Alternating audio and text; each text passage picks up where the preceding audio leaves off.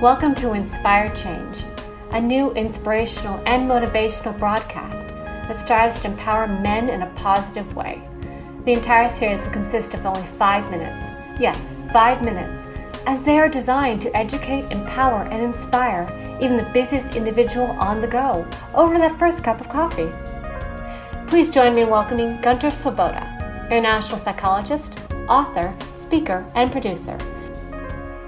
Hey, welcome back everybody to another edition of Inspire Change. In the last episode I spoke about us men being partners, husbands, lovers, and what it is that makes a relationship ultimately work really well.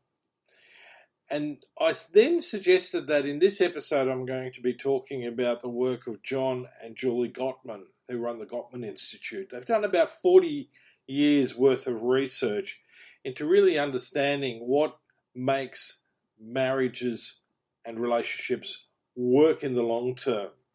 And so before we get into that, I want to just brush up on what I consider to be the 4 core values for making good men great. The first one is that as men we need to operate from a much, much more inclusive position. And that includes working with our partner. The second one is that we're going to focus on really being democratic, and that is that we respect equality and we respect the differences. Human beings are not all going to be the same. We don't come out of the same machine, as it were. That might be the case with some schooling, but ultimately all of us have some inherent differences. The other value that's really, really important in the new masculinity is that rather than being acquisitional, we focus on being distributive. And that includes intellectually, emotionally, and practically. And finally, the fourth value that is absolutely fundamentally important is that of being cooperative. Now let's talk about the Gottman's 7 research-based principles for making a marriage work. The first one that he talks about, or that they talk about, is enhancing your love maps. And that's fundamentally, in a way, getting inside your partner's head, really getting to understand what makes them tick. And it's not just empathy, it's actually a cognitive understanding. So we explore with each other all the things from my partner's favorite color and so on, to really, really getting a sense that I know this person.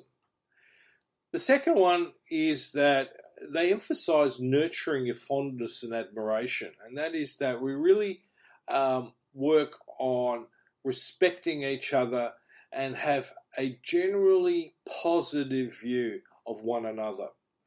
And I see that as being very, very important because it's a foundation for expressing affection. The third principle that they talk about is turning towards each other instead of away. And that's particularly important in my view when it comes to conflict. I apply this very, very, very strongly in my relationship, and I work with couples to do the same in their relationship. The fourth principle that the Gottmans talk about is the capacity to let your partner influence you. And this is where it becomes really, really important in the new masculinity, is that as men, when my partner and I are working together and our opinions and our attitudes are different, I don't get defensive. I actually open my heart, I open my soul, and I open my mind to embrace very clearly what my partner has to offer. The other one, the fifth element, the fifth principle, is about solving your solvable problems. And that's going to take a few steps. And I'm not going to belabor the point at this stage, other than to say that at some point I'm probably going to revisit this. The sixth principle is to overcome gridlock.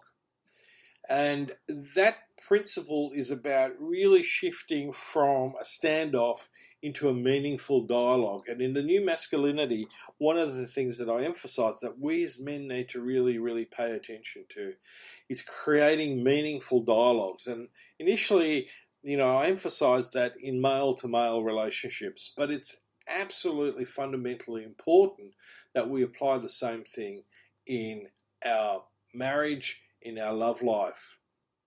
The seventh element is creating shared meaning. And the Gottmans talk here about having rituals in the relationship that make life meaningful and purposeful. And it's not just about raising kids. One of the problems that I see with a lot of couples is that's all they seem to focus on.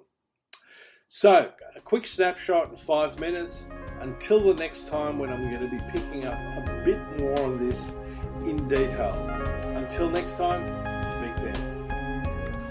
Thank you, Gunter, and thank you to our listeners in our first super short broadcast series, Inspired Change with Gunter Swoboda.